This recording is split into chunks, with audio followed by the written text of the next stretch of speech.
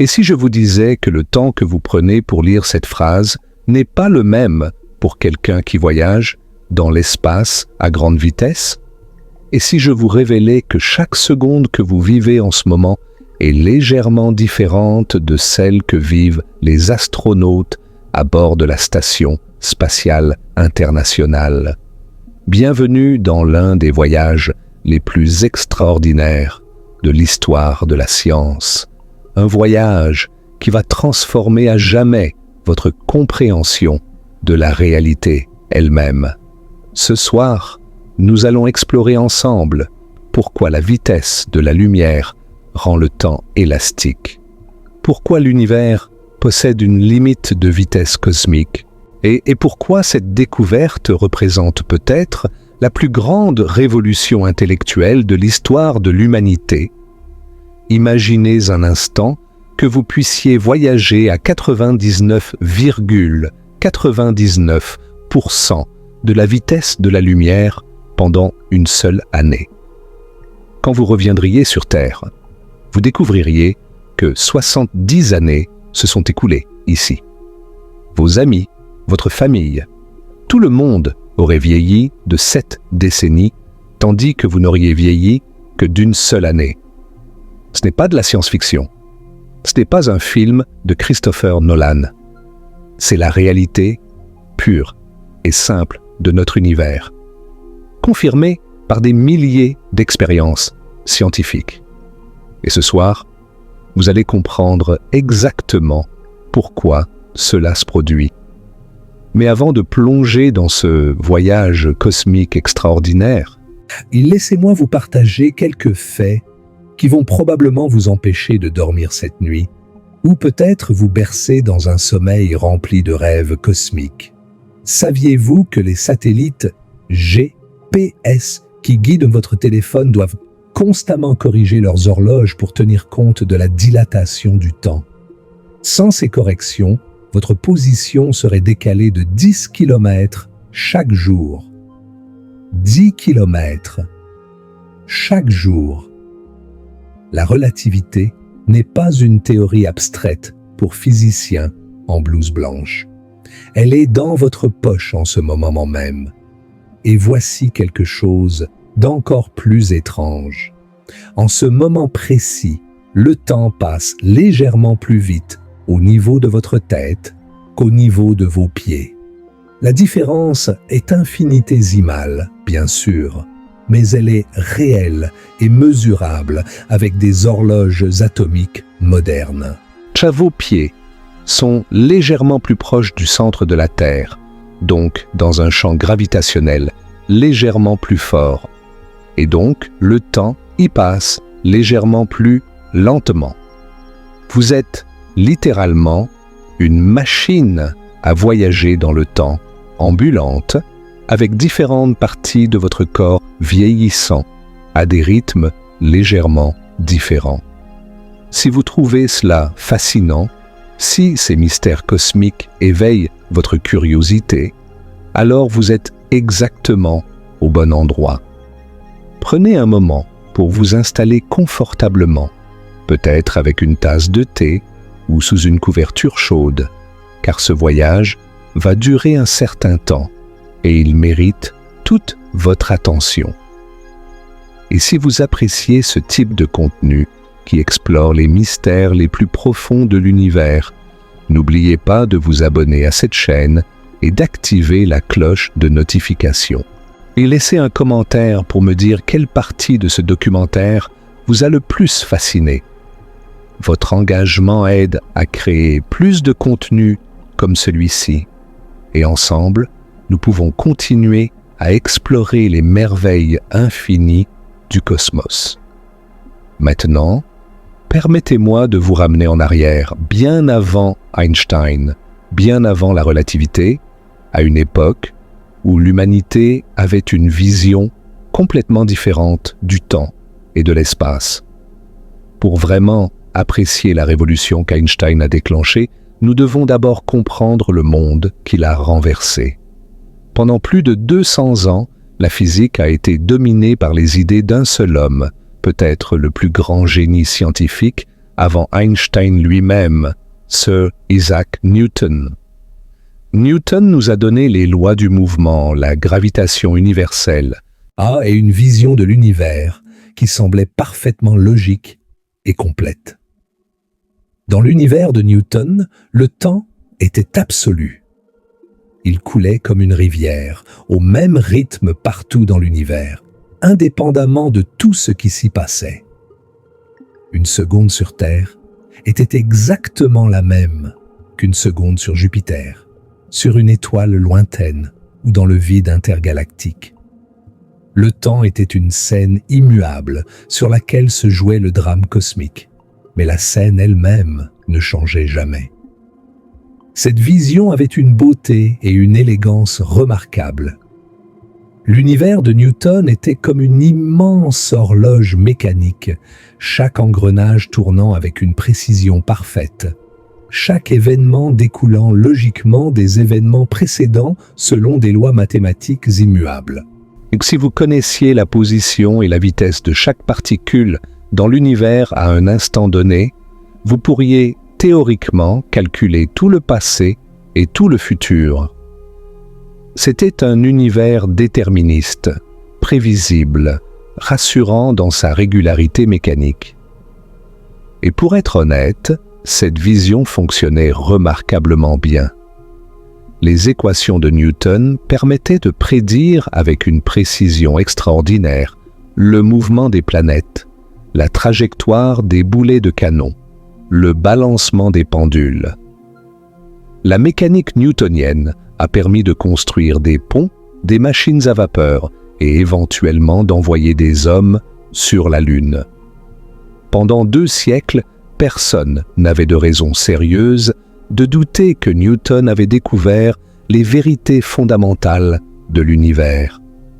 Mais comme c'est souvent le cas dans l'histoire de la science, chez les premiers signes de trouble sont apparus dans les détails, dans les anomalies que la plupart des scientifiques préféraient ignorer ou expliquer avec des hypothèses ad hoc.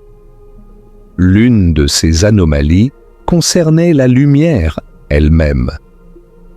Au XIXe siècle, un physicien écossais du nom de James Clerk Maxwell a accompli quelque chose de remarquable.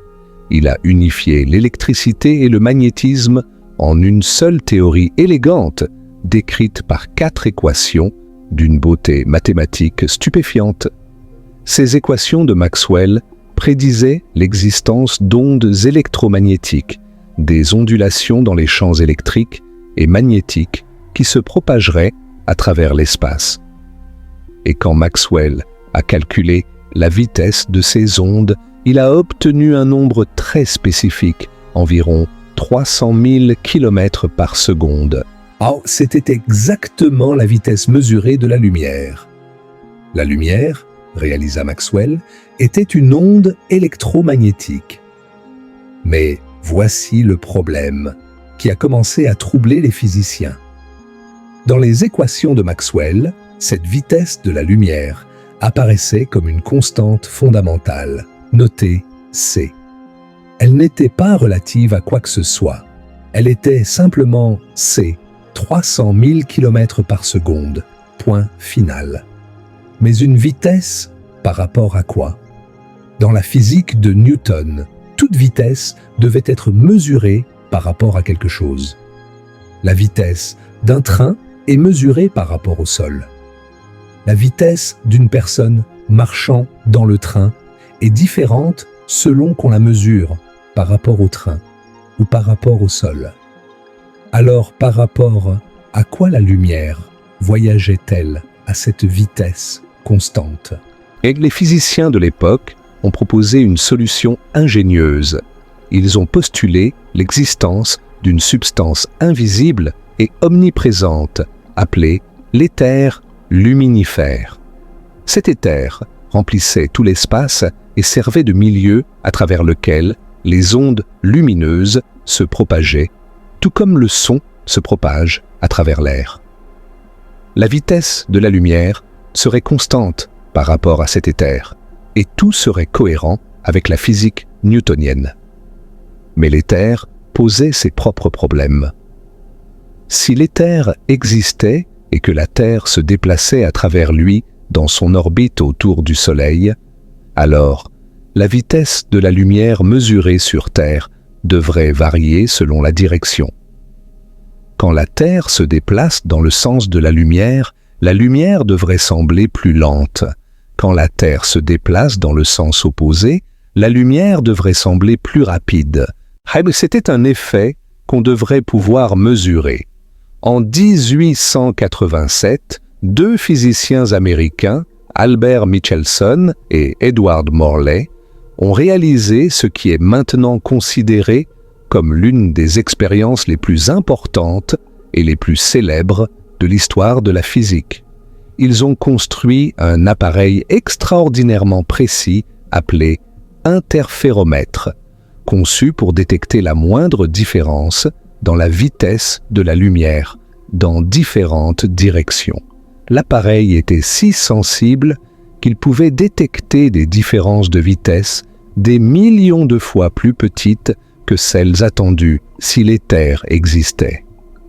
Le résultat fut stupéfiant et profondément troublant pour la communauté scientifique. Il n'y avait aucune différence. La vitesse de la lumière était exactement la même dans toutes les directions. Peu importe comment la Terre se déplaçait, l'éther semblait ne pas exister, ou s'il existait, il avait des propriétés si étranges qu'il ne servait plus à rien comme concept explicatif. Ce résultat négatif, cette absence de ce qu'on s'attendait à trouver, est devenu l'un des plus grands puzzles de la physique de la fin du XIXe siècle. Les physiciens ont proposé toutes sortes d'hypothèses pour sauver l'éther. Le physicien néerlandais Hendrik Lorentz a suggéré que peut-être les objets se contractaient dans la direction de leur mouvement à travers l'éther, d'exactement la bonne quantité pour annuler l'effet attendu. C'était une hypothèse ad hoc, peu satisfaisante, mais elle permettait de préserver le cadre newtonien. À l'aube du XXe siècle, la physique était dans un état de crise silencieuse. Le grand physicien Lord Kelvin a décrit la situation en parlant de deux petits nuages à l'horizon d'une physique par ailleurs, claire et sereine. L'un de ces nuages concernait le rayonnement du corps noir, qui mènerait à la mécanique quantique. L'autre concernait le résultat de Michelson-Morley et le problème de l'éther, qui mènerait à la relativité. Ces deux petits nuages allaient bientôt déclencher les plus grandes révolutions de l'histoire de la physique.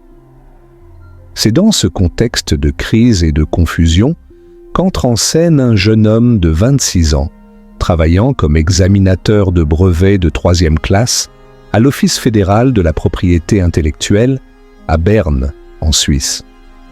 Son nom était Albert Einstein, et il était sur le point de changer notre compréhension de l'univers pour toujours.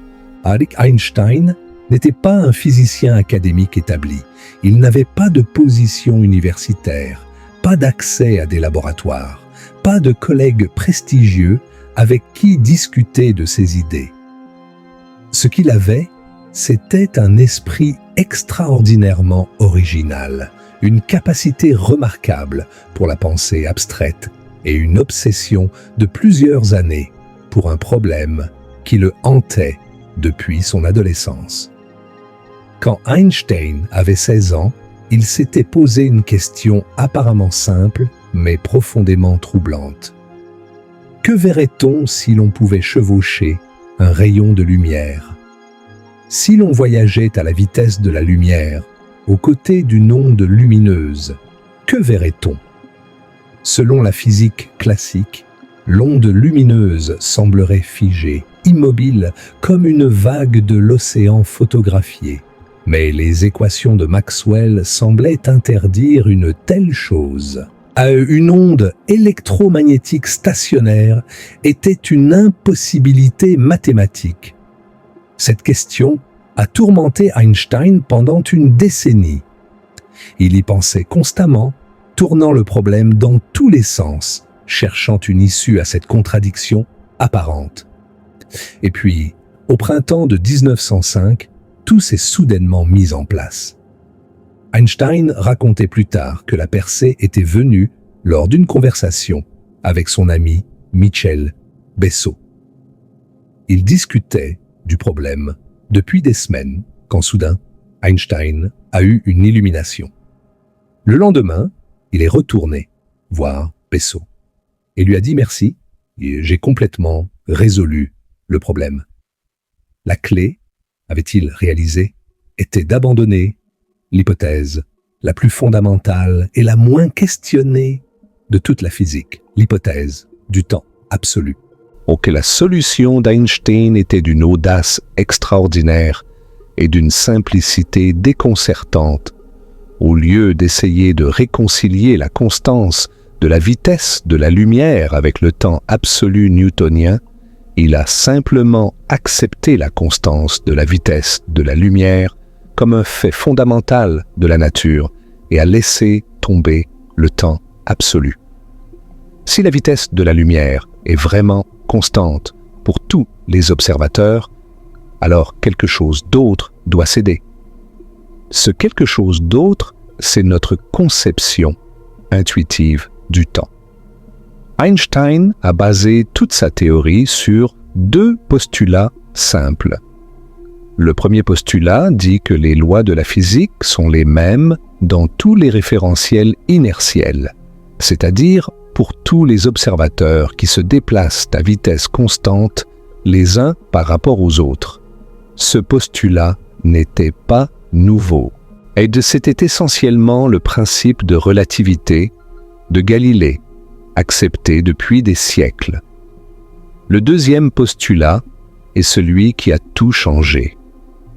Il dit que la vitesse de la lumière dans le vide est la même pour tous les observateurs, quelle que soit leur vitesse ou la vitesse de la source lumineuse. Ce postulat semble innocent, presque trivial, mais ses conséquences sont absolument révolutionnaires. Réfléchissons à ce que signifie vraiment ce deuxième postulat. Imaginez que vous êtes dans une voiture qui roule à 100 km à l'heure sur une autoroute.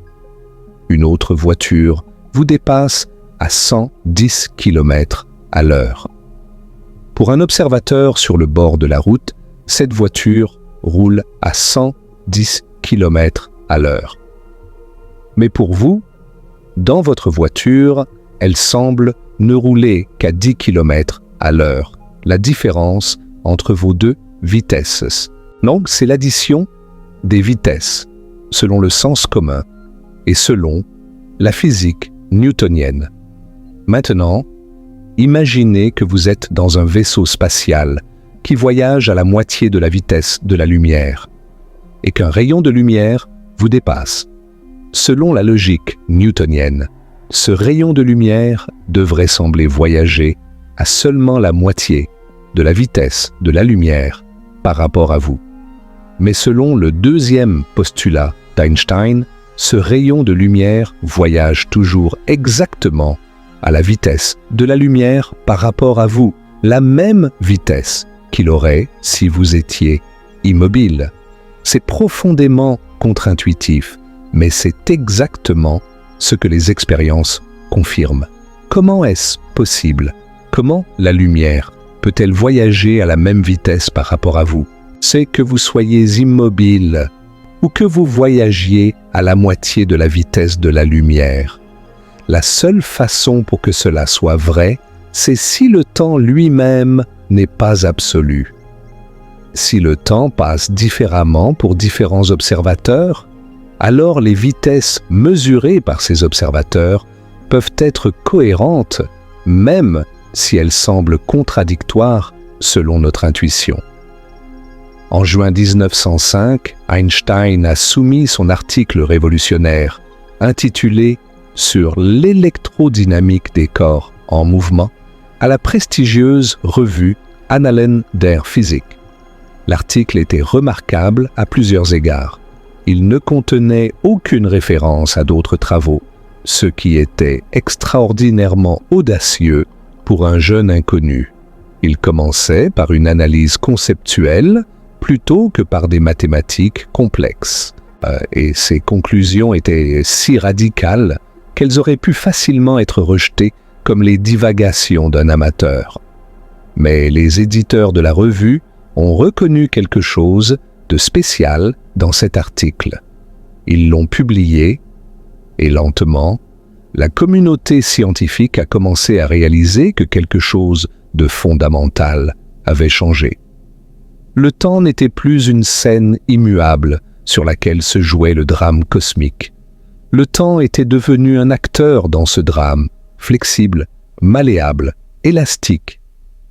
Maintenant, plongeons dans le cœur de cette élasticité du temps. Je veux que vous compreniez vraiment, intuitivement et profondément pourquoi le temps ralentit quand on voyage à grande vitesse. Pour cela, nous allons utiliser une expérience de pensée que les physiciens appellent l'horloge à lumière. Imaginez une horloge très simple, composée de deux miroirs parfaitement réfléchissants, placés l'un au-dessus de l'autre, séparés par une certaine distance. Un photon, une particule de lumière, rebondit entre ces deux miroirs. Chaque fois que le photon touche le miroir du bas, l'horloge fait un tic. C'est notre unité de temps de base. Cette horloge mesure le temps de la façon la plus fondamentale possible, en comptant les allers-retours d'un photon à la vitesse de la lumière. Maintenant, imaginez que cette horloge est au repos par rapport à vous. Vous la regardez et vous voyez le photon monter et descendre verticalement, faisant tic à intervalles réguliers. Jusqu'ici, tout est simple. Maintenant, imaginez que cette horloge se déplace horizontalement par rapport à vous, à une vitesse très élevée, disons la moitié de la vitesse de la lumière. Que voyez-vous maintenant? Eh bien, pendant que le photon monte vers le miroir du haut, l'horloge entière s'est déplacée vers la droite. Et pendant que le photon redescend vers le miroir du bas, l'horloge s'est encore déplacée vers la droite. Du point de vue d'un observateur pour qui l'horloge est en mouvement, le photon ne voyage plus en ligne droite verticale.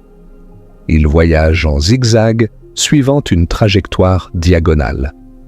Et voici le point crucial. Le photon doit toujours voyager à la vitesse de la lumière. C'est le deuxième postulat d'Einstein. Mais la distance qu'il doit parcourir est maintenant plus longue parce qu'il suit une trajectoire diagonale plutôt qu'une trajectoire verticale.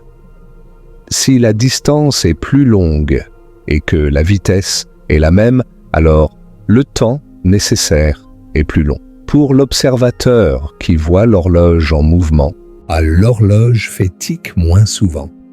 L'horloge en mouvement semble ralentir. Ce n'est pas une illusion, ce n'est pas un problème avec l'horloge. C'est le temps lui-même qui passe plus lentement pour l'horloge en mouvement. Et ce qui est vrai pour cette horloge à lumière est vrai pour n'importe quelle horloge, pour n'importe quel processus physique, pour le battement d'un cœur, pour les réactions chimiques dans un cerveau, pour la désintégration d'un atome radioactif. Tout processus physique ralentit de la même façon quand il est en mouvement par rapport à vous. La quantité exacte de ce ralentissement est donnée par une formule mathématique appelée le facteur de Lorentz, en l'honneur du physicien Hendrik Lorentz, qui l'avait découverte avant Einstein, mais sans en comprendre la véritable signification. Ce facteur dépend de la vitesse de l'objet en mouvement par rapport à la vitesse de la lumière. À des vitesses ordinaires, le facteur est si proche de 1 que l'effet est imperceptible. Même à la vitesse d'un avion de ligne, le temps ne ralentit que de quelques nanosecondes par heure. Mais à mesure que la vitesse approche celle de la lumière, le facteur augmente dramatiquement.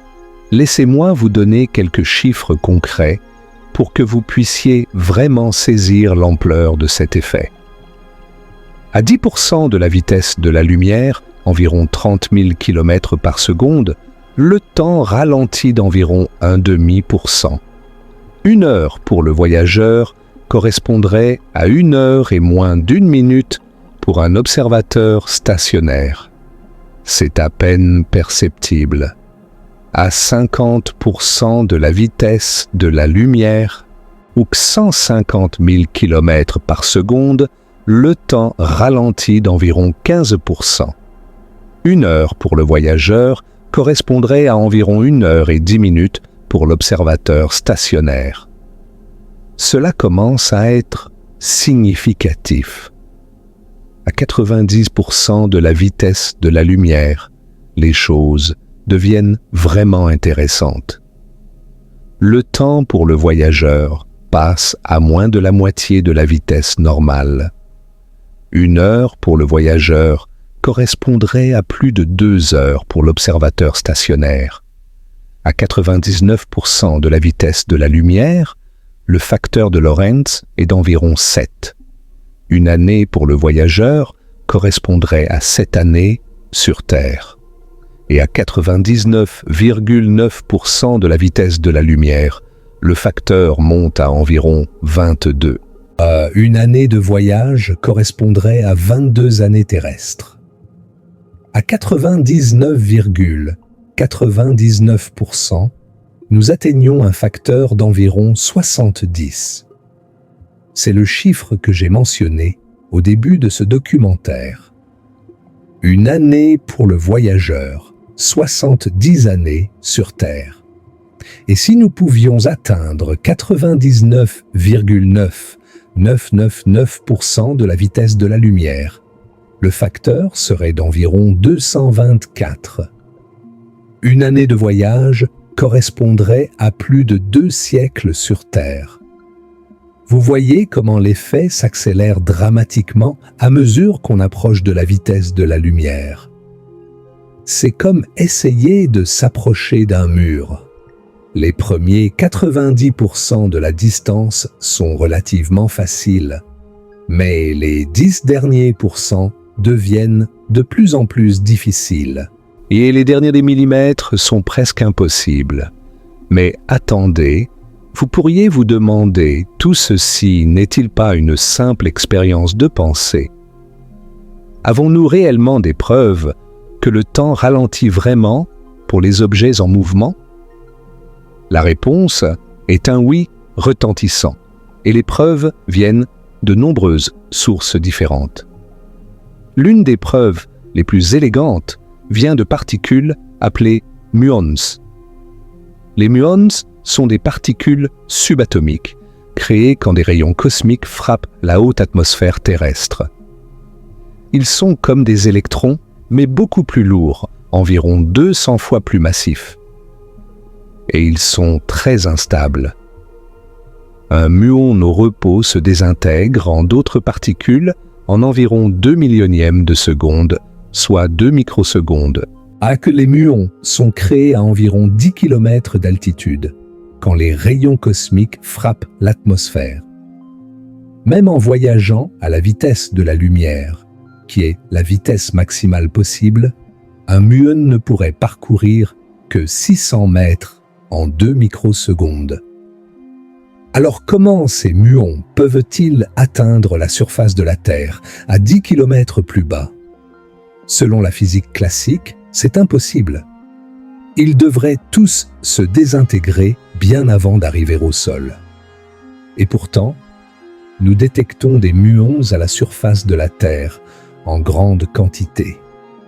C'est un fait expérimental, indiscutable. Comment est-ce possible? La réponse est la dilatation du temps. Les muons voyagent à environ 99,8% de la vitesse de la lumière. À cette vitesse, le temps pour le muon passe environ 15 fois plus lentement que pour nous. Donc ce qui nous semble être 2 microsecondes est en fait environ 30 microsecondes du point de vue du muon, ce qui lui donne largement le temps d'atteindre le sol. C'est une confirmation directe et expérimentale de la dilatation du temps. Les muons sont des horloges naturelles et nous pouvons voir qu'elles tournent plus lentement quand elles se déplacent rapidement.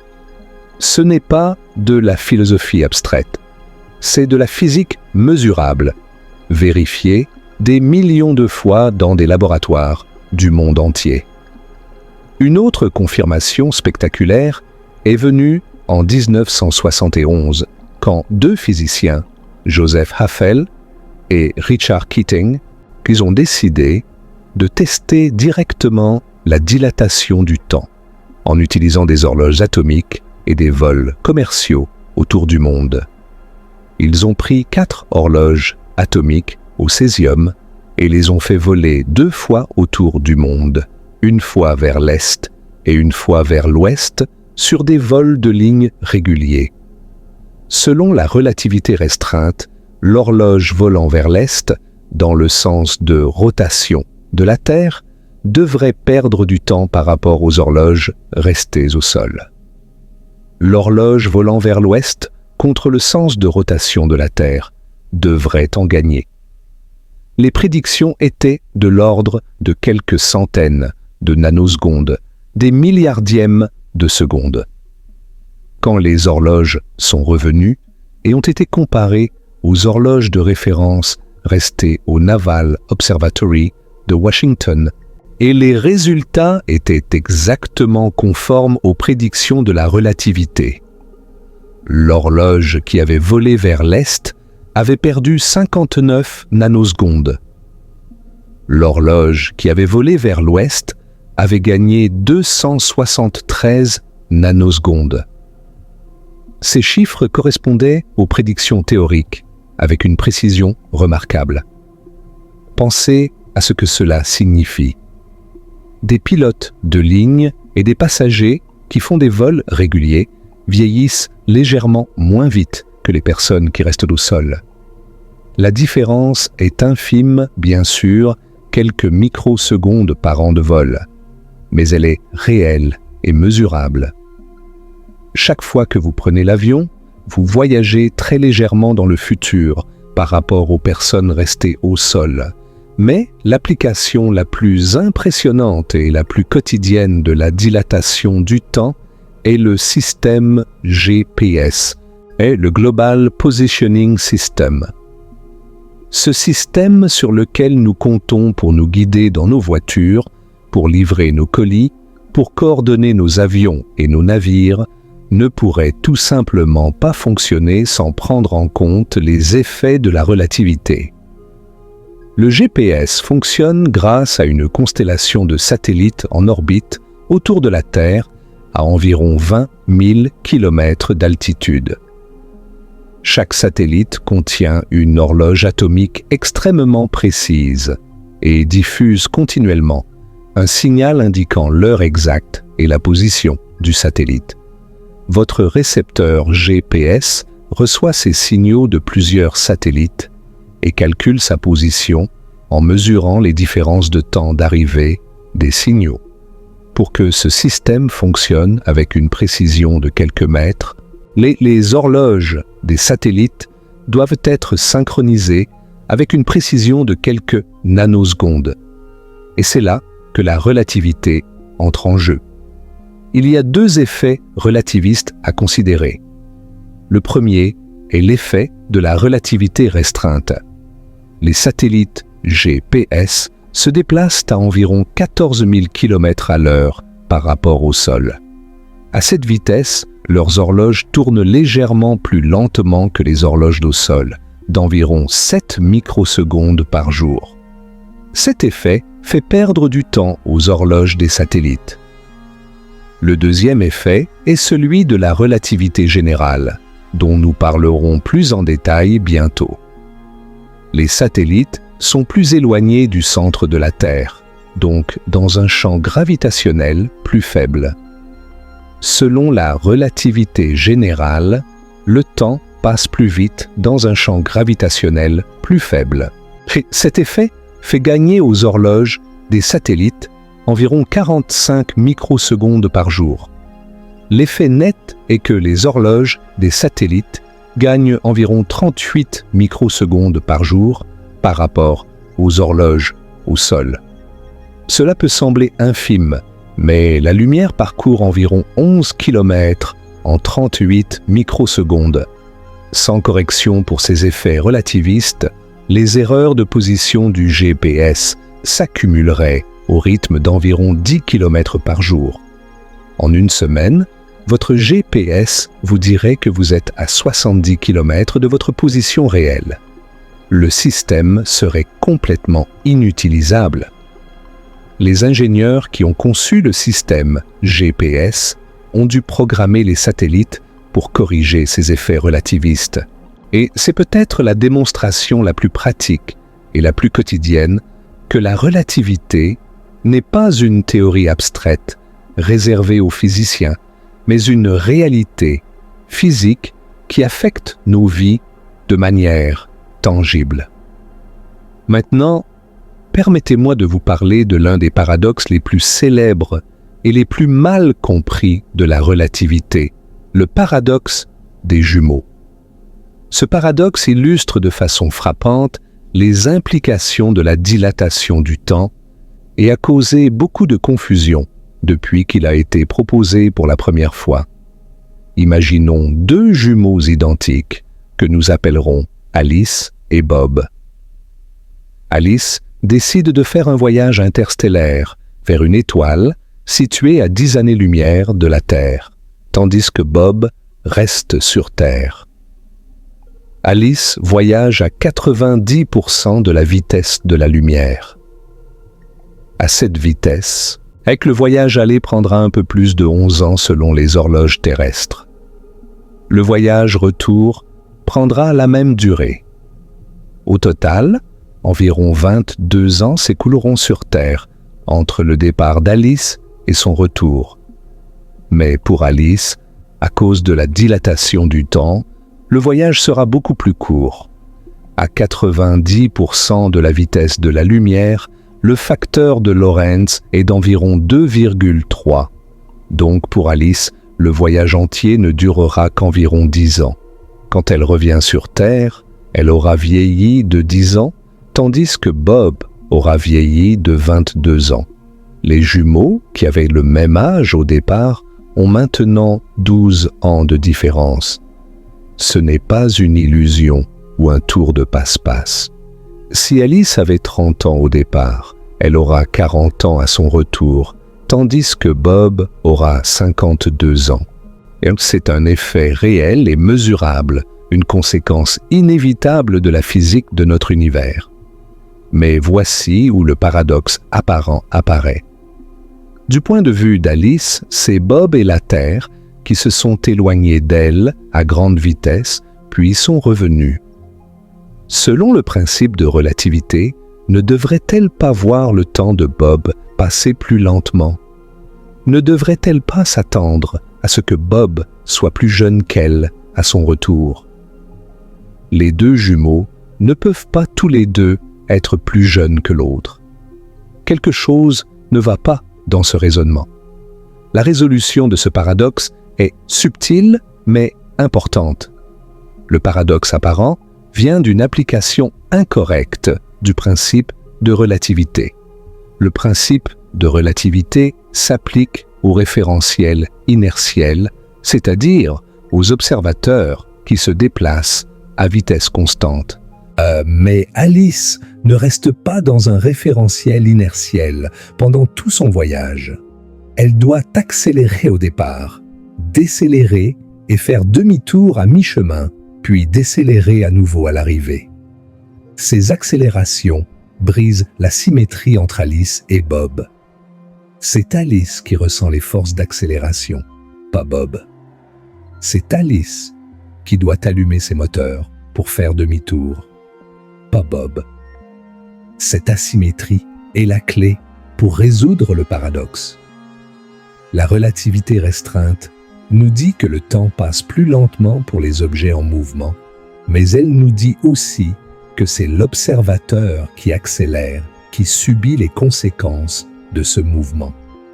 Alice est celle qui change de référentiel, et c'est donc elle qui vieillit moins. Pour le dire autrement, si vous voulez rester jeune, vous devez être celui qui voyage, celui qui ressent les forces d'accélération, celui qui change de direction. Rester assis sur terre et regarder les autres voyager ne vous fera pas rajeunir, même si, de votre point de vue, ce sont eux qui se déplacent. Ce paradoxe des jumeaux n'est pas qu'une curiosité théorique. Il a des implications profondes pour les futurs voyages spatiaux. Si l'humanité développe un jour des vaisseaux capables de voyager à une fraction significative de la vitesse de la lumière, les voyageurs devront faire face à cette réalité déchirante. Un astronaute partant pour un voyage de quelques années pourrait revenir pour découvrir que des décennies ou des siècles se sont écoulés sur Terre. Ses amis, sa famille, peut-être même sa civilisation, pourraient avoir disparu depuis longtemps. Maintenant que nous avons exploré la dilatation du temps en profondeur, je veux vous parler d'un autre effet de la relativité restreinte, tout aussi étrange et tout aussi bien confirmé, la contraction des longueurs. Nous avons vu que le temps passe plus lentement pour les objets en mouvement. Il s'avère que l'espace aussi est affecté. Un objet en mouvement est contracté dans la direction de son mouvement. Cette contraction est donnée par le même facteur de Lorentz que la dilatation du temps. Imaginez un vaisseau spatial qui mesure 100 mètres de long quand il est au repos. Si ce vaisseau voyage à 90% de la vitesse de la lumière, il ne mesurera plus que 44 mètres de long dans la direction de son mouvement, du point de vue d'un observateur stationnaire. Le vaisseau est comprimé, contracté, raccourci. Comme pour la dilatation du temps. Ce n'est pas une illusion optique ou un effet de perspective. C'est une contraction réelle de l'espace lui-même. Si vous pouviez, d'une manière ou d'une autre, mesurer la longueur du vaisseau en mouvement, vous trouveriez vraiment qu'il est plus court. Et voici quelque chose de fascinant. Du point de vue des passagers du vaisseau, c'est l'univers extérieur qui est contracté. Pour eux, les distances entre les étoiles sont comprimées. Un voyage vers une étoile à 10 années-lumière ne nécessite pas de parcourir 10 années-lumière selon leur perspective. Pour eux, la distance est plus courte. C'est une autre façon de comprendre pourquoi les muons peuvent atteindre la surface de la Terre. Du point de vue du muon, la distance entre le haut de l'atmosphère et le sol est contractée.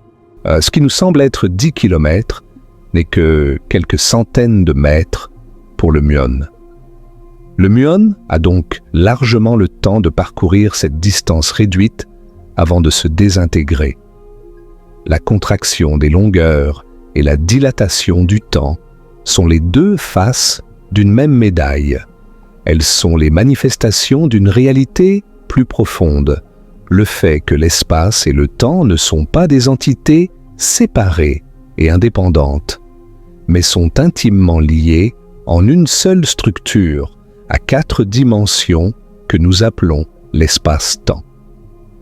Cette idée de l'espace-temps a été développée par le mathématicien Hermann Minkowski, qui avait été l'un des professeurs d'Einstein. En 1908, Minkowski a donné une conférence célèbre où il a déclaré que désormais l'espace en lui-même et le temps en lui-même sont condamnés à s'évanouir comme de simples ombres, et seule une sorte d'union des deux conservera une réalité indépendante. Cette formulation géométrique de la relativité restreinte a fourni le cadre mathématique qu'Einstein utiliserait plus tard pour développer la relativité générale. Dans l'espace-temps de Minkowski, un événement n'est pas seulement localisé dans l'espace, mais aussi dans le temps.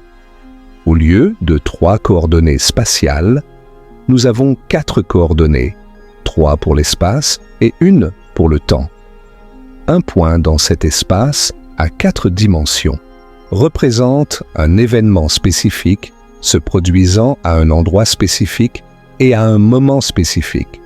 La trajectoire d'un objet à travers l'espace-temps est appelée sa ligne d'univers. Un objet au repos a une ligne d'univers verticale, se déplaçant seulement à travers le temps. Un objet en mouvement a une ligne d'univers inclinée, se déplaçant à travers l'espace et le temps. Et la lumière a une ligne d'univers inclinée à 45 degrés, la pente maximale possible. Cette géométrie de l'espace-temps explique pourquoi rien ne peut voyager plus vite que la lumière. Dans l'espace-temps, les lignes d'univers de la lumière forment ce qu'on appelle le cône de lumière. Tout ce qui peut affecter un événement doit venir de l'intérieur de son cône de lumière passé. Tout ce qu'un événement peut affecter doit être dans son cône de lumière futur. Voyager plus vite que la lumière signifierait sortir de ce cône de lumière, ce qui équivaudrait à voyager dans le temps et créerait toutes sortes de paradoxes logiques. Parlons maintenant d'un autre concept crucial pour comprendre l'élasticité du temps, la relativité de la simultanéité. C'est peut-être l'aspect le plus déstabilisant de la relativité, celui qui remet le plus en question notre intuition quotidienne. Dans notre expérience ordinaire, nous pensons que 2 événements qui se produisent en même temps pour un observateur se produisent en même temps pour tous les observateurs. Si 2 éclairs frappent 2 arbres au même instant, tout le monde devrait être d'accord qu'ils se sont produits au même moment, n'est-ce pas? Eh bien, non. La relativité nous dit que la simultanéité est relative. 2 événements qui sont simultanés pour un observateur peuvent ne pas être simultanés pour un autre observateur en mouvement par rapport au premier. Einstein a illustré ce point avec une expérience de pensée célèbre impliquant un train et des éclairs. Imaginez un train très long passant à grande vitesse devant une gare. Au moment précis où le milieu du train passe devant un observateur sur le quai, 2 éclairs frappent les 2 extrémités du train. Pour l'observateur sur le quai, les 2 éclairs sont simultanés.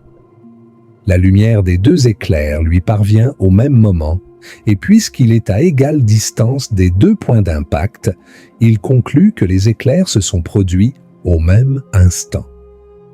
Maintenant, considérons un passager assis au milieu du train. Ce passager se déplace vers l'éclair, à l'avant du train, et s'éloigne de l'éclair à l'arrière.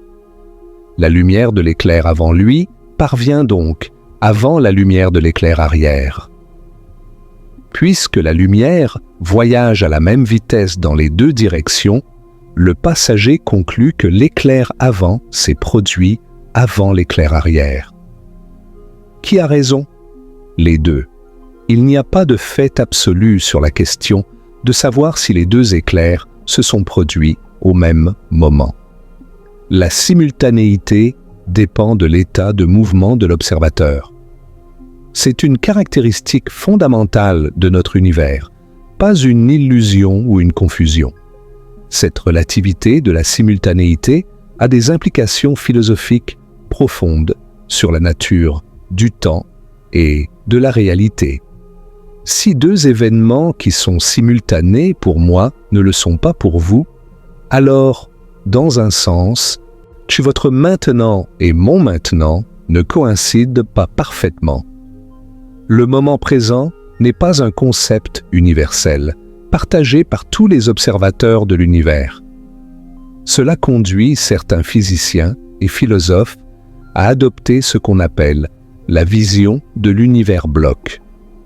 Selon cette vision, passé, présent et futur existent tous de façon également réelle. L'univers n'est pas un flux d'événements se produisant les uns après les autres, mais plutôt un bloc statique à 4 dimensions, où tous les événements passés, présents et futurs coexistent. Nous avons l'illusion que le temps s'écoule parce que notre conscience se déplace le long de notre ligne d'univers. Mais ce mouvement est lui-même une illusion. En réalité, tous les moments de notre vie existent simultanément dans ce bloc d'espace-temps. Cette vision est troublante pour beaucoup de gens car elle semble nier le libre arbitre. Si le futur existe déjà, comment pouvons-nous vraiment faire des choix?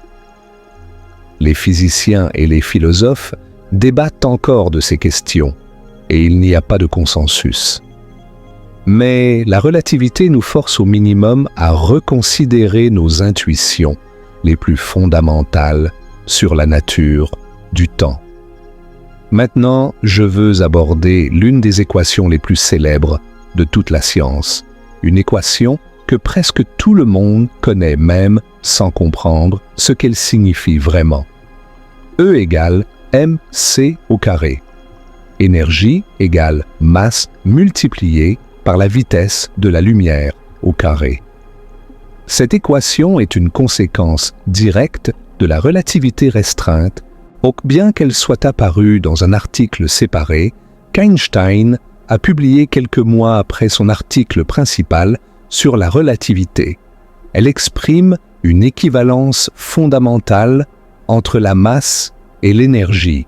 Pendant des siècles, les physiciens pensaient que la masse et l'énergie étaient deux quantités complètement différentes, conservées séparément. L'énergie pouvait changer de forme, de cinétique en potentiel, de chimique en thermique, mais la quantité totale d'énergie restait constante. De même, la masse totale dans un système fermé restait constante. Einstein a montré que cette séparation était artificielle. La masse et l'énergie sont deux aspects de la même chose. La masse peut être convertie en énergie et l'énergie peut être convertie en masse. Et le taux de change entre les deux est donné par c carré, la vitesse de la lumière au carré. C carré est un nombre énorme, environ 90 millions de milliards en unités métriques. Cela signifie qu'une toute petite quantité de masse contient une quantité d'énergie absolument colossale.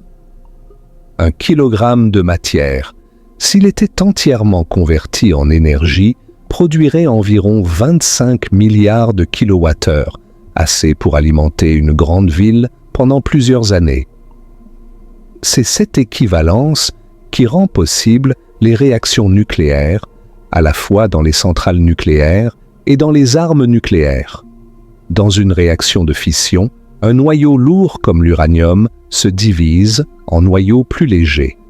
La masse totale des produits est légèrement inférieure à la masse de l'uranium original. Cette masse manquante a été convertie en énergie, mais une quantité d'énergie bien supérieure à ce que n'importe quelle réaction chimique pourrait produire. Dans une réaction de fusion, comme celle qui alimente le Soleil, des noyaux légers, comme l'hydrogène, fusionnent pour former des noyaux plus lourds, comme l'hélium. Encore une fois, la masse des produits est inférieure à la masse des réactifs, et la différence apparaît sous forme d'énergie. Le Soleil convertit environ 4 millions de tonnes de masse en énergie chaque seconde. C'est ce qui le fait briller depuis 5 milliards d'années et ce qui le fera briller pendant encore 5 milliards d'années. Toute la lumière et la chaleur que nous recevons du Soleil provient de cette conversion de masse en énergie gouvernée par la simple équation E égale mc carré. Mais E égale mc carré a aussi une implication importante pour comprendre pourquoi rien ne peut atteindre la vitesse de la lumière. Quand un objet accélère, son énergie cinétique augmente. Et puisque l'énergie et la masse sont équivalentes, son énergie accrue signifie que sa masse effective augmente aussi. Plus un objet va vite, plus il est massif. À des vitesses ordinaires, cette augmentation de masse est négligeable. Mais à mesure que la vitesse approche celle de la lumière, l'augmentation de masse devient dramatique. La formule exacte implique encore le facteur de Lorentz. À 90% de la vitesse de la lumière, la masse d'un objet est environ 2 fois sa masse au repos. À 99%, elle est environ 7 fois plus grande. À 99,9%, elle est environ 22 fois plus grande. Pour accélérer un objet dont la masse augmente, il faut de plus en plus d'énergie. À mesure qu'on approche de la vitesse de la lumière, la masse tend vers l'infini et l'énergie nécessaire pour accélérer davantage tend aussi vers l'infini. C'est pourquoi aucun objet possédant une masse ne peut atteindre la vitesse de la lumière. Il faudrait une quantité infinie d'énergie pour le faire. Les photons, les particules de lumière, peuvent voyager à la vitesse de la lumière parce qu'ils n'ont pas de masse au repos. Ils sont créés à la vitesse de la lumière et voyagent toujours à cette vitesse.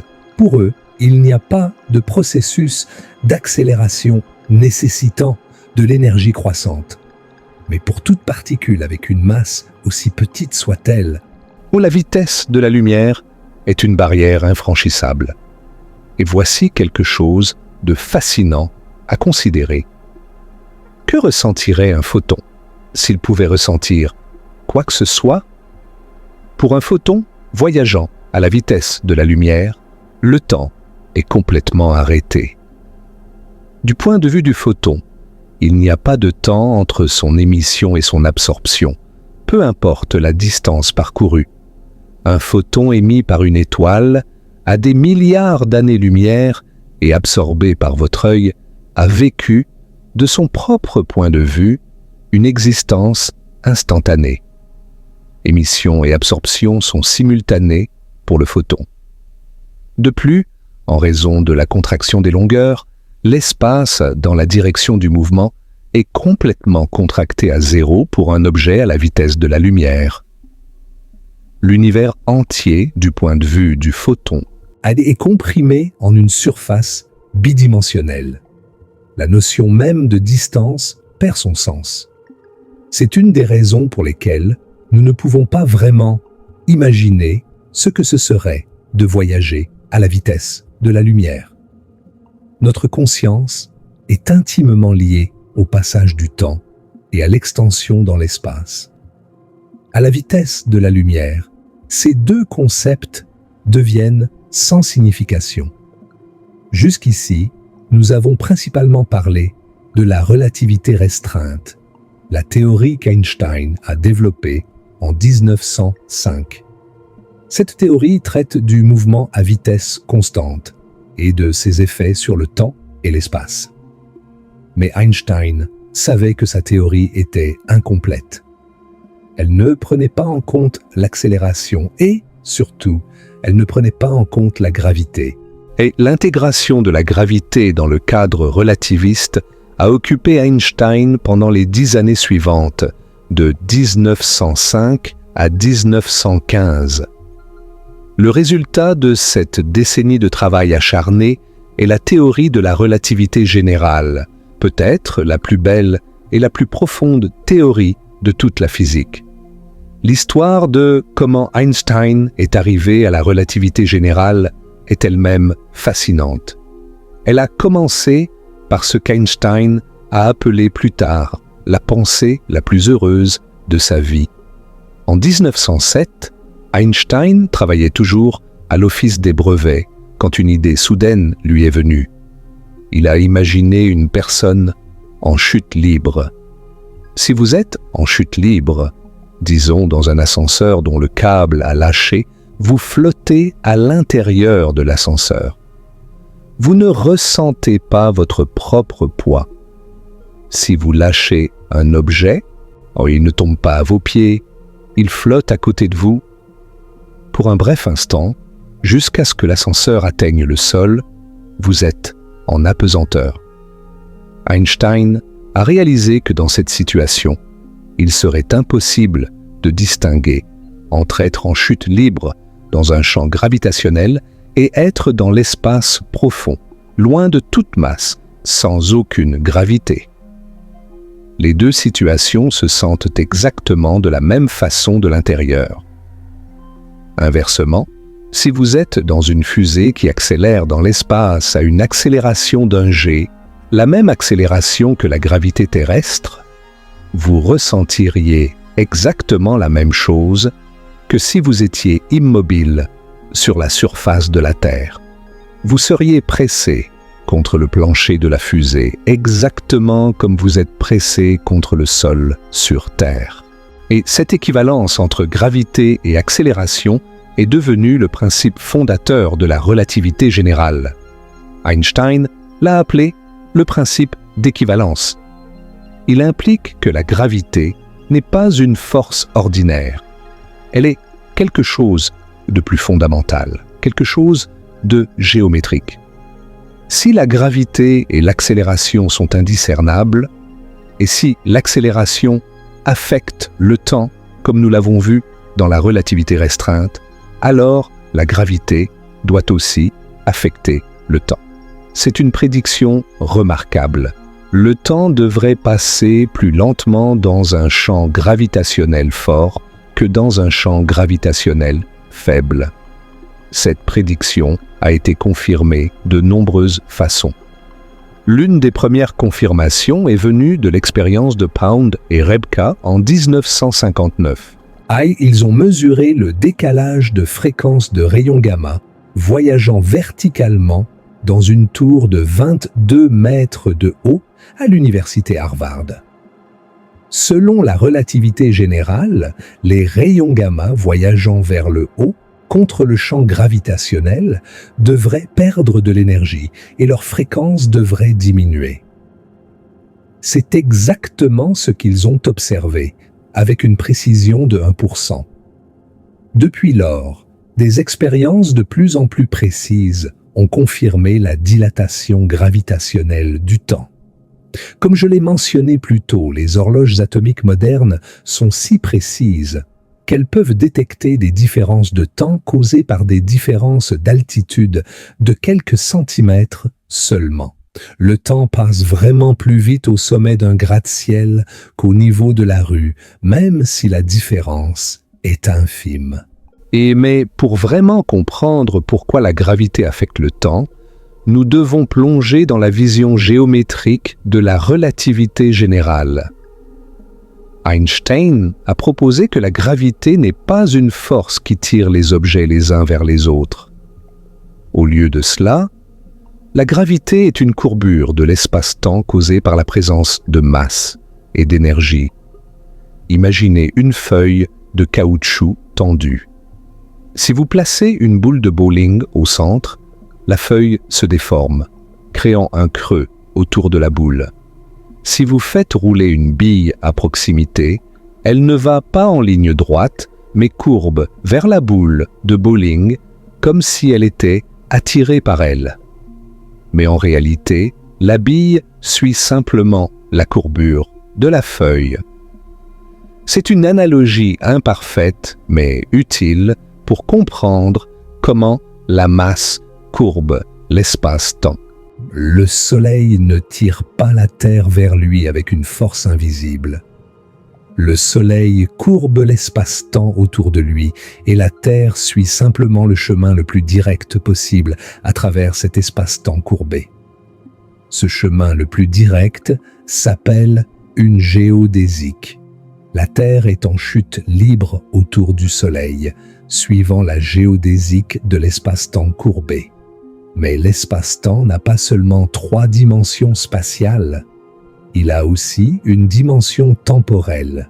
Quand la masse courbe l'espace-temps, elle courbe à la fois l'espace et le temps. C'est pourquoi le temps passe plus lentement près d'une masse. La courbure de l'espace-temps près d'une masse étire le temps, le faisant passer plus lentement. Les équations de la relativité générale, les équations du champ d'Einstein, décrivent exactement comment la masse et l'énergie courbent l'espace-temps. Elles sont notablement complexes, un système de 10 équations différentielles non linéaires couplées. Einstein a lutté pendant des années pour trouver ces équations, faisant plusieurs faux départs avant d'arriver à la forme finale en novembre 1915. La relativité générale a fait plusieurs prédictions qui ont été spectaculairement confirmées au fil des décennies. L'une des premières était la prédiction que la lumière devrait être déviée par un champ gravitationnel. Si l'espace-temps est courbé près d'une masse, alors même la lumière, qui voyage en ligne droite à travers l'espace-temps, devrait suivre une trajectoire courbe près d'une masse. Cette prédiction a été testée lors de l'éclipse solaire de 1919. L'astronome britannique Arthur Eddington a mené une expédition pour observer des étoiles dont la lumière passait près du Soleil pendant l'éclipse. Normalement, on ne peut pas voir les étoiles près du Soleil parce que sa lumière est trop brillante. Mais pendant une éclipse, quand la Lune bloque le disque solaire, on peut voir les étoiles proches. Eddington a constaté que les positions apparentes des étoiles près du Soleil étaient légèrement décalées par rapport à leur position normale, d'exactement la quantité prédite par la relativité générale. Cette observation a fait d'Einstein une célébrité mondiale du jour au lendemain.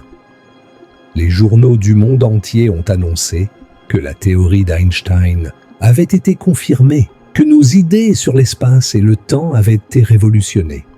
Une autre prédiction de la relativité générale est l'existence de trous noirs, des régions de l'espace où la courbure est si extrême que rien, pas même la lumière, ne peut s'en échapper. Les trous noirs se forment quand une étoile massive épuise son combustible nucléaire et s'effondre sous sa propre gravité.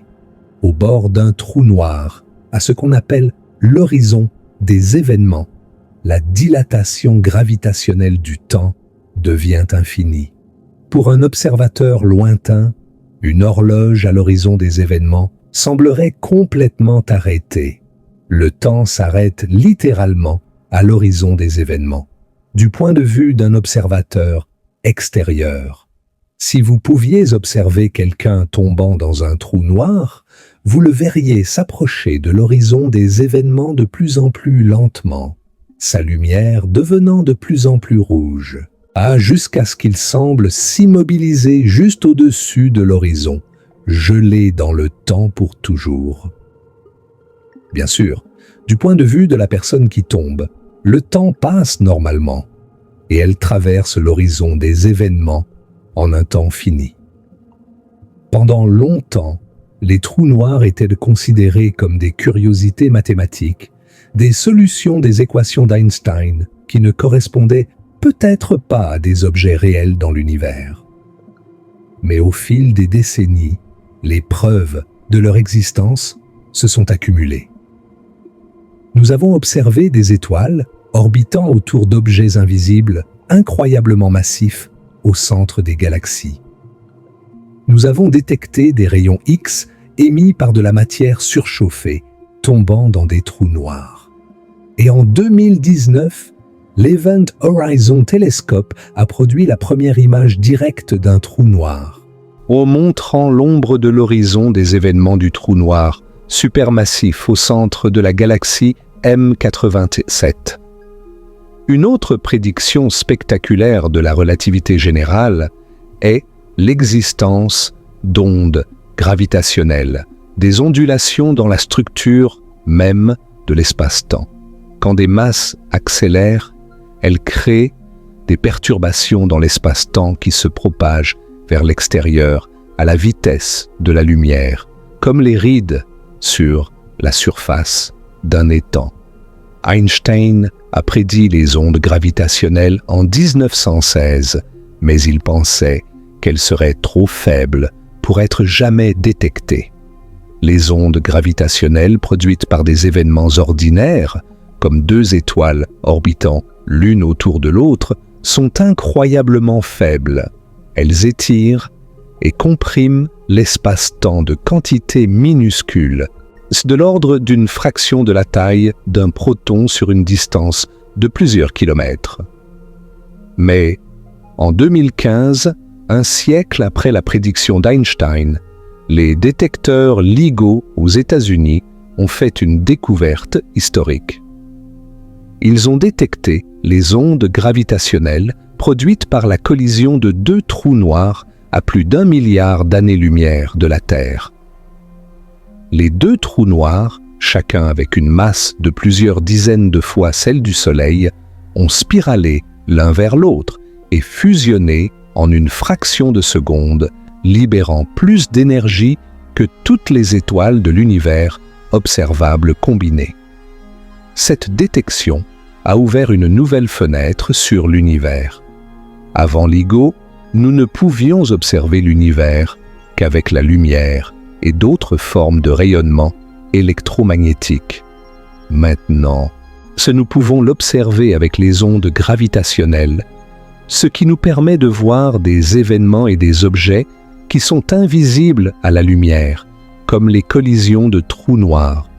Depuis cette première détection, LIGO et d'autres détecteurs ont observé des dizaines de fusions de trous noirs et d'étoiles à neutrons. Chaque détection confirme à nouveau les prédictions de la relativité générale avec une précision remarquable. La théorie qu'Einstein a développée il y a plus d'1 siècle continue de passer chaque test que nous lui soumettons. Maintenant, après avoir exploré les merveilles de la relativité, tant restreinte que générale, permettez-moi de revenir à une question plus fondamentale. Qu'est-ce que le temps, vraiment? Pourquoi le temps semble-t-il s'écouler dans une direction? Et la relativité nous apprend-elle quelque chose sur la nature ultime du temps? Ce sont des questions profondes auxquelles même les physiciens ne peuvent pas répondre avec certitude. Mais la relativité nous donne des indices fascinants. L'une des choses les plus étranges que la relativité révèle est que le temps n'a pas de direction privilégiée dans les lois fondamentales de la physique. Les équations de la relativité, comme presque toutes les équations fondamentales de la physique, fonctionnent aussi bien en arrière qu'en avant dans le temps. Si vous filmez un processus physique simple, comme une planète orbitant autour d'une étoile, et que vous passez le film à l'envers, vous obtiendrez quelque chose qui est également une solution valide des équations. Pourtant, notre expérience du temps est profondément asymétrique. Nous nous souvenons du passé, pas du futur. Les œufs se cassent, mais ne se recollent jamais spontanément. Les gens vieillissent, mais ne rajeunissent jamais. Cette asymétrie, cette direction du temps que nous appelons la flèche du temps, est l'un des plus grands mystères de la physique. L'explication la plus acceptée de la flèche du temps vient de la thermodynamique et du concept d'entropie. L'entropie est une mesure du désordre d'un système. La deuxième loi de la thermodynamique dit que l'entropie d'un système isolé tend toujours à augmenter ou à rester constante, jamais à diminuer. C'est pourquoi les œufs se cassent, mais ne se recollent pas. L'état cassé a plus d'entropie que l'état intact. Mais pourquoi l'entropie augmente-t-elle toujours vers le futur et jamais vers le passé? La réponse semble être liée aux conditions initiales de l'univers. L'univers a commencé dans un état d'entropie extrêmement basse lors du Big Bang. Depuis lors, l'entropie n'a cessé d'augmenter. La flèche du temps pointe dans la direction de l'entropie croissante, c'est-à-dire depuis le Big Bang vers le futur, lointain. Cette explication pousse la question à un niveau plus loin. Pourquoi l'univers a-t-il commencé dans un état de si basse entropie? C'est une question à laquelle nous n'avons pas encore de bonne réponse. C'est l'un des grands mystères de la cosmologie. La relativité nous dit aussi quelque chose de troublant sur la nature du présent. Comme nous l'avons vu, la simultanéité est relative. Il n'y a pas de moment présent universel partagé par tous les observateurs. Et ce qui est le présent pour moi peut être le passé ou le futur pour un autre observateur en mouvement par rapport à moi. Cela a conduit certains physiciens à adopter ce qu'on appelle la vision de l'univers bloc, où passé, présent et futur existent tous de façon également réelle. Dans cette vision, le temps ne s'écoule pas vraiment. Notre sensation que le temps passe, que le présent avance du passé vers le futur, est une illusion de notre conscience. Einstein lui-même semble avoir penché vers cette vision. Après la mort de son ami de longue date, Michel Bessot, Einstein a écrit une lettre à la famille de Bessot qui est souvent citée. Il a écrit que Bessot l'avait précédé de peu en quittant ce monde étrange. Cela ne signifie rien. Pour nous, physiciens croyants, la distinction entre passé, présent et futur n'est qu'une illusion. Aussi tenace soit-elle. Mais tous les physiciens ne sont pas d'accord avec cette interprétation. Certains soutiennent que la relativité ne nous oblige pas à accepter l'univers bloc. Ils proposent des interprétations alternatives où le temps s'écoule réellement et où le futur est véritablement ouvert et indéterminé. Le débat entre ces visions du temps reste vif parmi les physiciens et les philosophes. Une autre question fascinante concerne la relation entre la relativité et la mécanique quantique, l'autre grande révolution de la physique du XXe siècle. Ces deux théories sont extraordinairement bien confirmées expérimentalement, mais elles semblent être fondamentalement incompatibles. La mécanique quantique traite le temps différemment de la relativité. En mécanique quantique, le temps est un paramètre extérieur. Il est un fond fixe contre lequel l'évolution quantique se produit. En relativité générale, le temps est dynamique, il est courbé et étiré par la masse et l'énergie. Combiner ces deux visions du temps dans une théorie unique de la gravité quantique est l'un des plus grands défis de la physique contemporaine. Des approches comme la théorie des cordes et la gravité quantique à boucle tentent de réconcilier la relativité et la mécanique quantique. Ces théories suggèrent que l'espace-temps lui-même pourrait être quantifié, composé d'unités discrètes à l'échelle de Planck, environ 10 puissance moins 35 mètres. À cette échelle minuscule, les notions ordinaires d'espace et de temps pourraient cesser d'avoir un sens, remplacées par quelque chose de plus fondamental que nous ne comprenons pas encore. Maintenant, permettez-moi de vous parler de ce que la physique a à dire sur le voyage dans le temps. C'est un sujet qui fascine tout le monde, des physiciens aux auteurs de science-fiction. La relativité nous dit-elle que le voyage dans le temps est possible? La réponse est oui et non, selon la direction dans laquelle vous voulez voyager. Le voyage dans le temps vers le futur est non seulement possible, il est inévitable et déjà prouvé. Nous l'avons vu avec la dilatation du temps. Si vous voyagez à grande vitesse, ou si vous passez du temps près d'une masse importante, vous voyagez vers le futur plus rapidement que ceux qui restent derrière. Les astronautes de la Station spatiale internationale, après 6 mois en orbite, ont vieilli d'environ 5 millisecondes de moins que leurs collègues sur Terre. Ils ont voyagé 5 millisecondes dans le futur. Oh, bien sûr, ce n'est pas très impressionnant comme voyage dans le temps. Mais le principe est établi.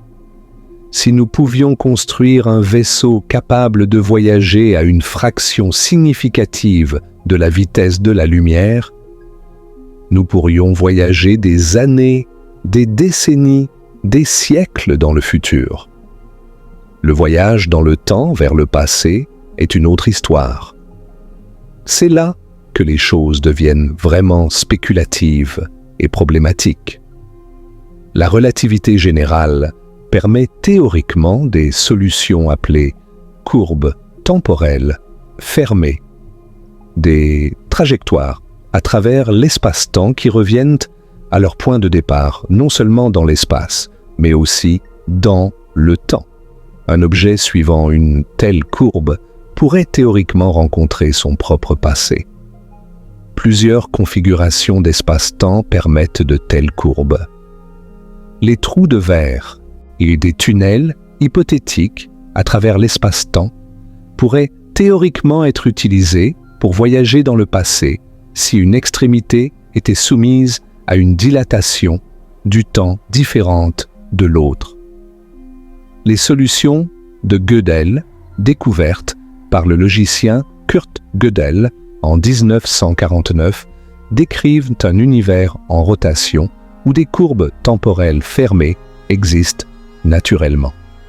Les cylindres de Tipler, des cylindres infiniment longs en rotation rapide, pourraient également créer des courbes temporelles fermées. Cependant, il y a de sérieuses raisons de douter que le voyage dans le temps vers le passé soit réellement possible. Premièrement, les configurations qui permettent des courbes temporelles fermées semblent exiger des conditions physiques extrêmes et peut-être impossibles. Chez les trous de verre nécessiterait de la matière exotique avec une densité d'énergie négative, quelque chose qui n'a jamais été observé et qui pourrait être impossible à créer. Les cylindres de Tipler devraient être infiniment longs. L'univers de Gödel ne correspond pas à notre univers réel. Deuxièmement, le voyage dans le temps vers le passé conduit à des paradoxes logiques. Le plus célèbre est le paradoxe du grand-père. Si vous voyagez dans le passé et tuez votre grand-père avant qu'il n'ait des enfants, comment pouvez-vous exister pour voyager dans le passé en premier lieu? Les physiciens ont proposé diverses solutions à ces paradoxes. Une solution est le principe d'autocohérence de Novikov, qui dit que seules les trajectoires temporelles cohérentes sont physiquement possibles.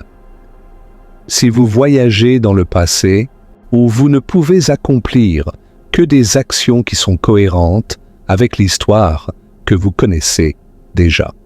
Une autre solution vient de l'interprétation des mondes multiples de la mécanique quantique. Selon cette interprétation, voyager dans le passé crée une nouvelle branche de l'univers, un univers parallèle où les événements peuvent se dérouler différemment. Stephen Hawking a proposé ce qu'il a appelé la conjecture de protection chronologique. Selon cette conjecture, les lois de la physique conspirent pour empêcher le voyage dans le temps vers le passé, même dans les situations où il semble théoriquement possible. Hawking a noté que nous n'avons jamais observé de visiteurs du futur, ce qui suggère que le voyage dans le temps vers le passé est ou bien impossible, ou bien tellement difficile que même des civilisations avancées ne peuvent l'accomplir. Le consensus parmi les physiciens aujourd'hui est que le voyage dans le temps vers le passé est probablement impossible, mais nous ne pouvons pas le prouver avec certitude. La question reste ouverte, un des nombreux mystères que les futures générations de physiciens devront résoudre. Maintenant, considérons les implications de tout cela pour l'avenir de l'humanité, en particulier pour les voyages interstellaires. Les distances dans l'espace sont si vastes qu'elles défient l'imagination. L'étoile la plus proche du Soleil, Proxima Centauri, est à environ 4 années-lumière. Cela signifie que la lumière, voyageant à 300 000 km par seconde, met 4 ans pour atteindre cette étoile.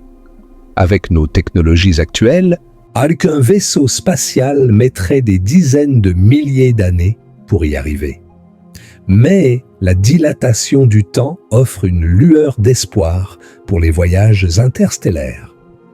Si nous pouvions construire un vaisseau capable d'atteindre des vitesses relativistes, les durées subjectives de voyage seraient considérablement réduites. Considérons un voyage vers Proxima Centauri à 90% de la vitesse de la lumière. Selon les horloges terrestres, le voyage prendrait un peu plus de 4 ans, mais pour les passagers du vaisseau, grâce à la dilatation du temps, le voyage ne durerait qu'environ 1 an et demi. Si nous pouvions atteindre 99% de la vitesse de la lumière, le voyage terrestre serait toujours d'environ 4 ans, mais le voyage subjectif ne serait que de quelques mois. Et si nous pouvions atteindre 99,9% de la vitesse de la lumière, eh bien, à cette vitesse, nous pourrions théoriquement atteindre le centre de notre galaxie à environ 26 000 années-lumière en seulement quelques décennies de temps subjectif, même si des dizaines de milliers d'années passeraient sur Terre. Bien sûr, les défis technologiques pour atteindre de telles vitesses sont immenses. L'énergie requise pour accélérer même un petit vaisseau à une fraction significative de la vitesse de la lumière est colossale. Nous aurions besoin de technologies de propulsion bien au-delà de tout ce que nous avons actuellement, peut-être des moteurs à fusion, des voiles propulsées par laser, ou quelque chose que nous n'avons pas encore imaginé. De plus, même si nous pouvions atteindre ces vitesses, chez les voyageurs ferait face à d'autres défis. À des vitesses relativistes, même les particules de poussière interstellaire deviendraient des projectiles mortels. Le vaisseau aurait besoin d'une protection massive contre les collisions.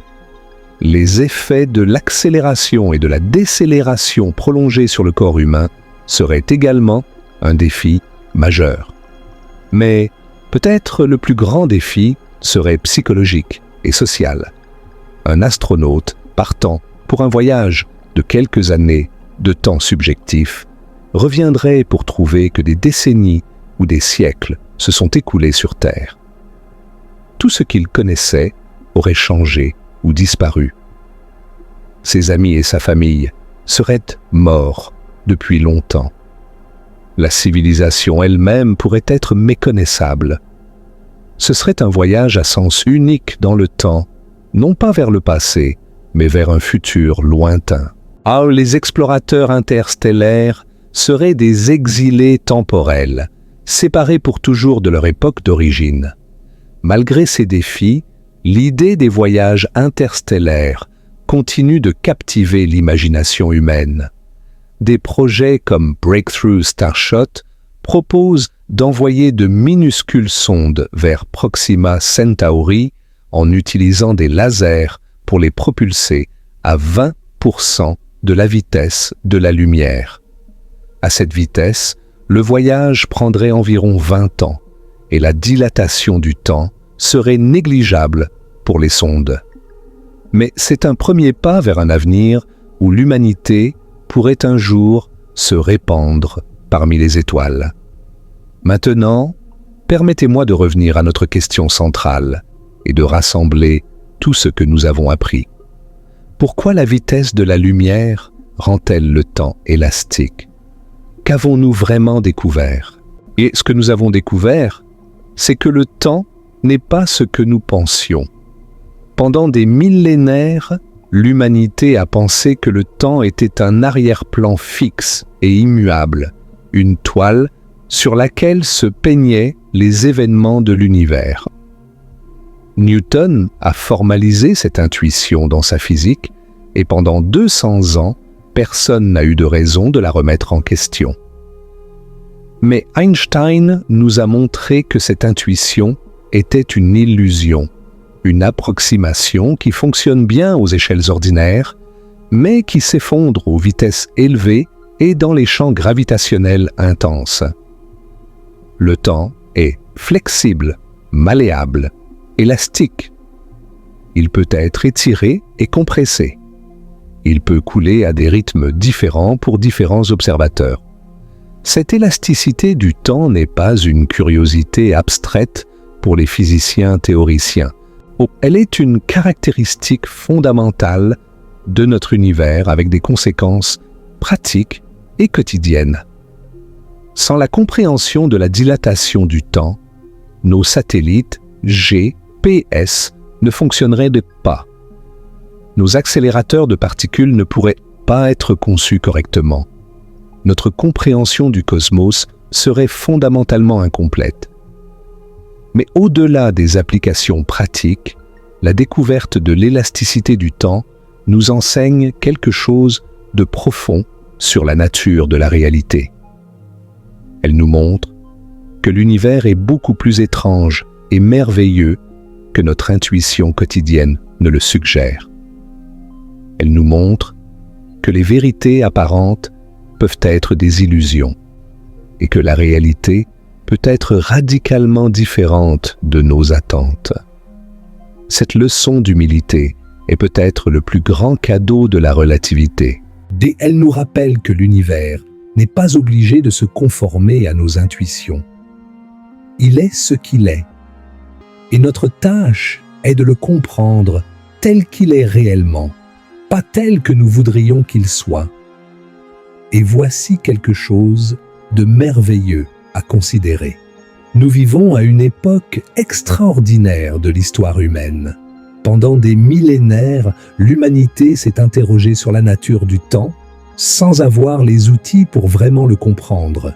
Les philosophes ont spéculé, les mystiques ont médité, mais personne ne savait vraiment. Et puis, en l'espace de quelques décennies au début du XXe siècle, tout a changé. Einstein a développé ses théories, les expérimentateurs les ont confirmées, et soudain, nous avions des réponses à des questions que l'humanité se posait depuis l'aube de la civilisation. Oh, cela ne signifie pas que nous comprenons tout, loin de là. Les plus grands mystères restent non résolus.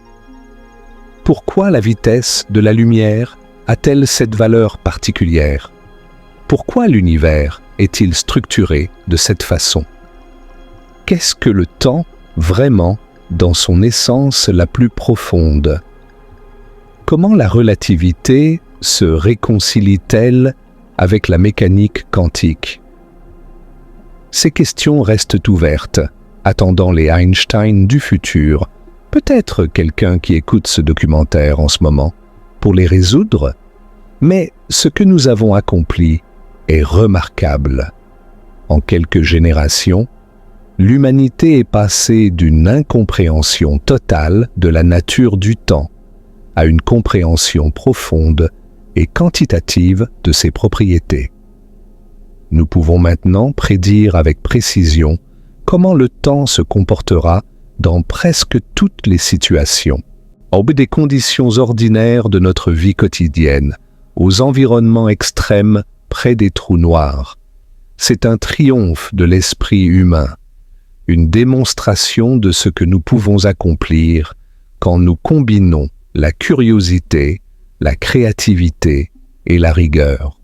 Einstein, assis dans son bureau de brevet à Berne, armé seulement de sa pensée et de quelques équations, a révolutionné notre compréhension de l'univers.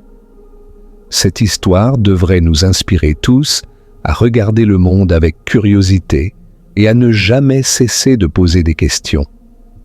Et maintenant, Alors que nous approchons de la fin de ce voyage à travers les mystères du temps et de la lumière, je veux vous inviter à réfléchir à ce que tout cela signifie pour vous personnellement.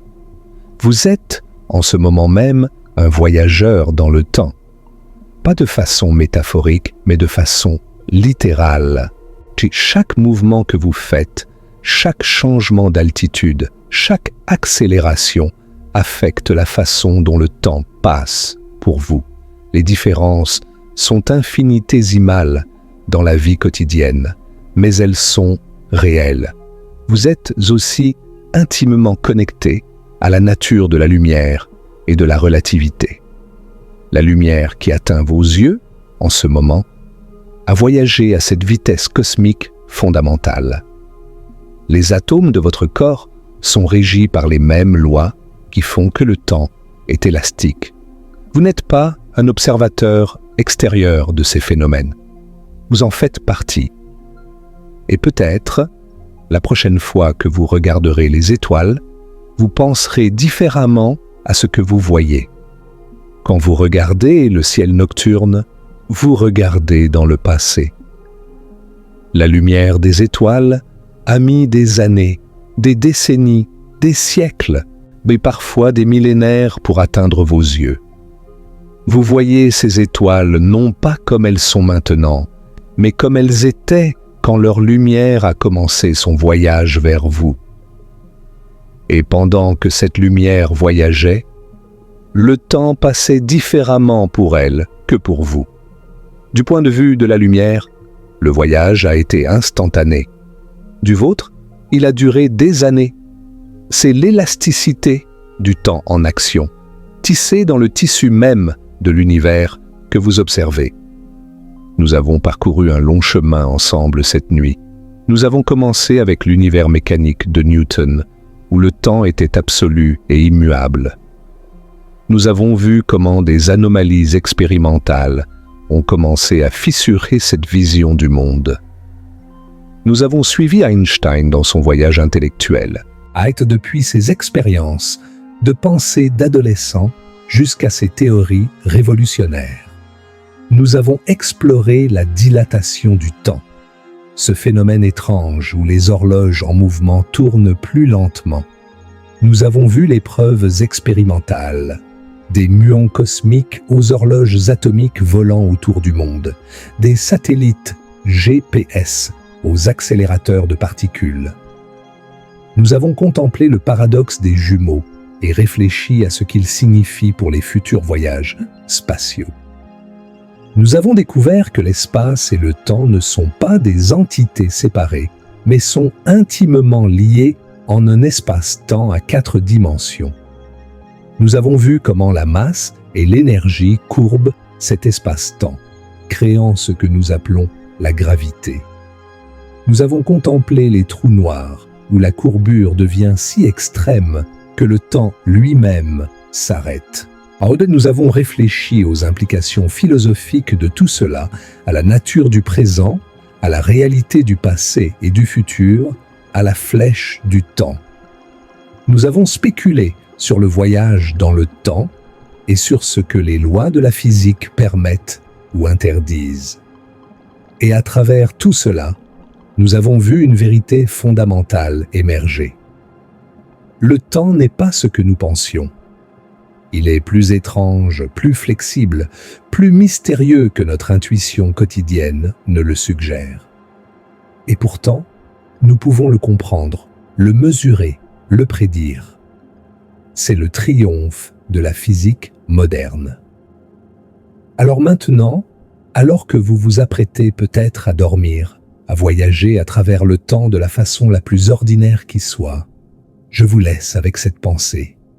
Nous vivons dans un univers merveilleux, un univers où le temps est élastique, où l'espace est courbé, et où la réalité dépasse les rêves les plus fous de la science-fiction. Et pourtant, nous commençons à peine à l'explorer. Chaque réponse que nous trouvons ouvre de nouvelles questions. Chaque mystère résolu révèle de nouveaux mystères plus profonds. C'est ce qui rend la science si passionnante, cette quête sans fin pour comprendre l'univers qui nous a créés et que nous contemplons avec émerveillement. Le temps continuera de passer, élastique et mystérieux. Les photons continueront de traverser le cosmos à leur vitesse constante. Les trous noirs continueront de courber l'espace-temps de manière extrême. Et l'humanité continuera de se poser des questions, de faire des expériences, de construire des théories. Peut-être un jour, dans un futur lointain, nos descendants regarderont en arrière et souriront de notre compréhension primitive du temps. Peut-être découvriront-ils des vérités encore plus profondes, des réalités encore plus étranges. Ou peut-être confirmeront-ils ce que nous pensons savoir, renforçant notre confiance dans les théories d'Einstein. Quoi qu'il arrive, une chose est certaine. L'univers continuera de nous surprendre. Et c'est peut-être la plus belle vérité de toutes. Merci de m'avoir accompagné dans ce voyage à travers les mystères du temps et de la lumière. J'espère que vous avez trouvé cette exploration aussi fascinante que je la trouve moi-même. Si c'est le cas, n'oubliez pas de laisser un commentaire pour partager vos pensées, de vous abonner à cette chaîne pour ne pas manquer de futurs voyages cosmiques, et de partager ce documentaire avec quelqu'un qui apprécierait ces merveilles de l'univers. Maintenant, que vous écoutiez ceci pour dormir ou simplement pour explorer les mystères du cosmos, je vous souhaite une bonne nuit, de beaux rêves, peut-être des rêves de voyage à travers l'espace-temps, et je vous dis à bientôt pour une nouvelle aventure scientifique. Le temps est élastique, l'univers est merveilleux, et nous avons la chance extraordinaire d'être ici pour le contempler. Dormez bien, voyageurs cosmiques, et n'oubliez jamais de regarder les étoiles. End.